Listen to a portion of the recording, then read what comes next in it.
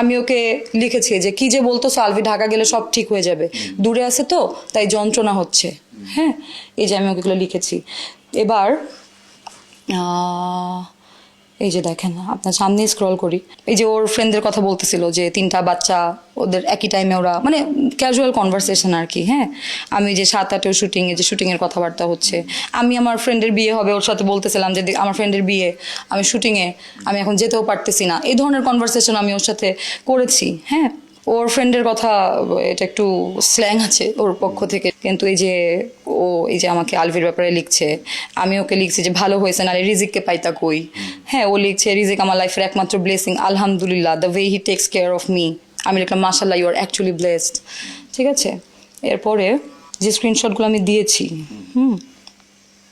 এই যে ও আমাকে বলতেছে যে একবার খালি ভিসাটা হোক, আমি ওকে লিখলাম যে কোন দেশ।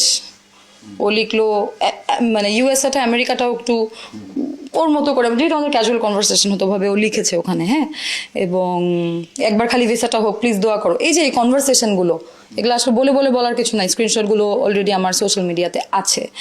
এরপরে ওর ফ্রেন্ডকে নিয়ে, একজন ফ্রেন্ডকে নিয়ে ও আমাকে যে লিখেছিল, সেটাও যে ফেক না সেটাও আমি দেখাই।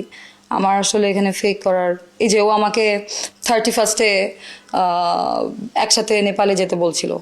হ্যাঁ, যে চলো তুমি আর আমি নেপাল যাই, এলওডি ছাড়া কিছু ভাবতে পারতেছি না। আমিও বলতেছি যে আমার বেস্ট ফ্রেন্ড চলে যাবে, মনে হয় না হবে।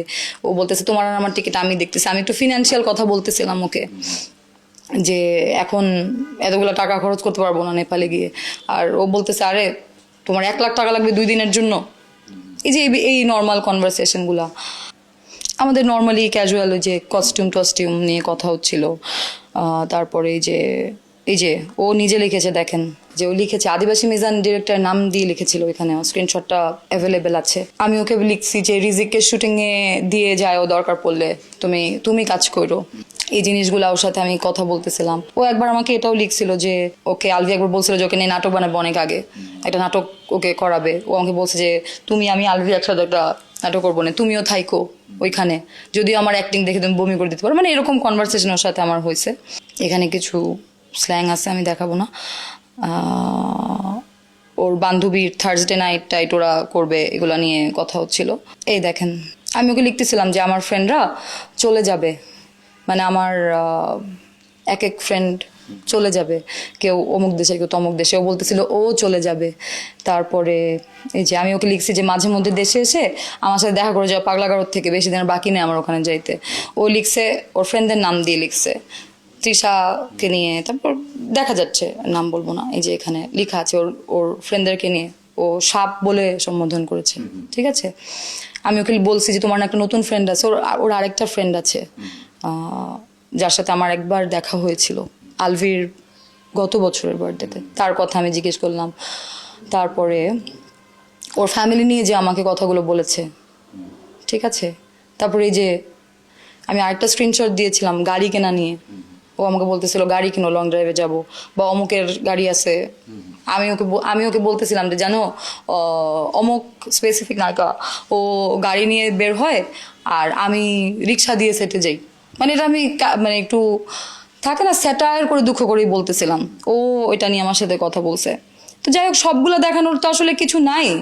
যদি প্রশাসন দেখতে চায়, আমার মাই ফোন ইজ ওপেন, দেখতে পারবে যে ওর সাথে আমার কেমন কনভারসেশন হইতো। এবং এরকমও আছে যে ও আমার সাথে মানে অনেক আগে একবার হয়েছে যে হঠাৎ করে ও আমার সাথে ট্রিগারি কথা বলা শুরু করতো। হ্যাঁ, অনেক আগে একবার এরকম হচ্ছে, ট্রিগারি কথা বলতো। আবার ও একটা টাইম পরে আমার সাথে স্বাভাবিকভাবে কথা বলতো। কিন্তু লাস্টবার যখন ও আমার সাথে স্বাভাবিক হয় আলভির বার্থডে সময়ের পর থেকে, কিন্তু ও আমার সাথে স্বাভাবিকই থাকতো। এবং আমি অনেক জায়গায় অনেক গণমাধ্যমে আমি বলেছি যে ওর সাথে আমার বিভিন্ন জায়গায় ক্যাফে, তারপরে পার্লারে যাওয়া, ওর বাসায় যাওয়া, এগুলো কিন্তু হয়েছে। ঠিক আছে, সো স্ক্রিনশটগুলো ফেক না, আমি আমার ক্যাপশনেও লিখেছিলাম। আদারল্যান্ড 24, মাতৃভূমি, বিশ্ব সংবাদ 24 ঘন্টা।